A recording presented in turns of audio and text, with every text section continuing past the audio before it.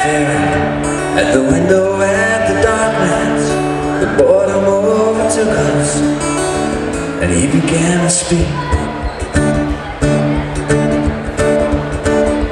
He said, son, I made a life out of reading people's faces, by knowing what the cards were, by the way they held their eyes. So if you don't mind me saying, I can see you're out of aces.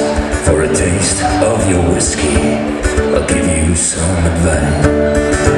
And so I handed him my bottle and drank down my last swallow. Then he bummed a cigarette and asked me for a light. And the night got deathly quiet as his face lost all expression. Said, if you're gonna play the game, boy, you gotta learn